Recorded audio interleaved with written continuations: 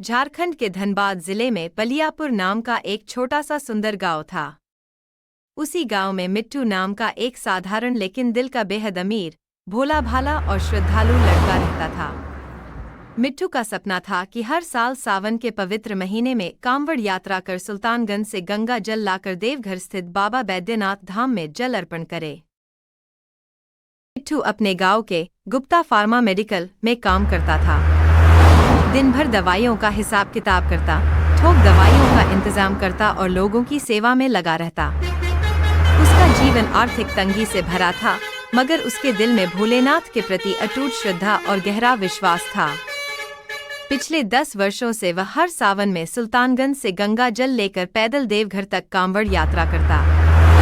यही सोचकर इस साल भी वह सावन का बेसब्री से इंतजार कर रहा था, लेकिन इस बार हालात अलग थे। सावन का महीना आया तो मिट्टू की माली हालत और भी खराब हो चुकी थी। जेब में फूटी कौड़ी तक न थी। घर की स्थिति भी दयनीय हो गई थी। माता पिता बीमार और उम्रदराज हो चले थे। इन्हीं मुश्किलों के बीच एक रात मिट्टू ने सपना देखा। सपना ऐसा कि जैसे वो बाबा बैद्यनाथ के दरबार में जल चढ़ा रहा है। वह दृश्य इतना सच्चा और पवित्र लगा कि उसकी आंख खुल गई। मन ही मन उसने ठान लिया, चाहे कुछ भी हो जाए, इस बार भी बाबा के द्वार जरूर जाऊंगा। दिन बिना किसी से कुछ कहे गांव के बाहर बहती सच्चा कूड़ी नदी से उसने जल भरा। अपनी कांवड़ उठाई और अकेले ही पैदल देव के पुराने शिव मंदिर पहुंचा। वहां उसने कांवड़ रखी, हाथ जोड़कर भोलेनाथ की पूजा की और जल अर्पित किया। जैसे ही जल चढ़ाया, अचानक मंदिर में दिव्य प्रकाश फैल गया। भगवान शिव प्रकट हो गए। उनके चेहरे पर करुणा और मुस्कान थी।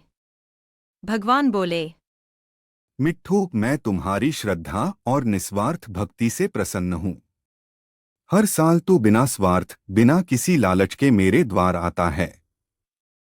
बोल वत्स, तुझे क्या चाहिए? मिट्टू की आंखों से आंसू बह निकले। हाथ जोड़कर बोला, भोले बाबा, मुझे कुछ नहीं चाहिए। आपका दर्शन पाकर मैं धन्य हो गया। बस मेरे माता पिता सुखी रहे, घर की तंगी हो जाए। भगवान शिव प्रसन्न होकर मुस्कराए और आशीर्वाद देते हुए बोले, तथास्तु। अचानक मिट्टू को महसूस हुआ कि उसके जीवन की सारी परेशानियां दूर हो गई हैं। कुछ में एक नया बड़ा मेडिकल स्टोर खुला। उसके मालिक ने मिट्टू को वहां मैनेजर बना लिया। घर की तंगी खत्म हो गई। माता पिता का स्वास्थ्य भी ठीक हो गया और घर में खुशहाली लौट आई। मिट्टू हर साल सावन में पहले से भी ज्यादा श्रद्धा और प्रेम के साथ देवघर जाता, बाबा बैद्यनाथ को जल अर्पण करता और उनके चरणों में अपना शीश झुकाता।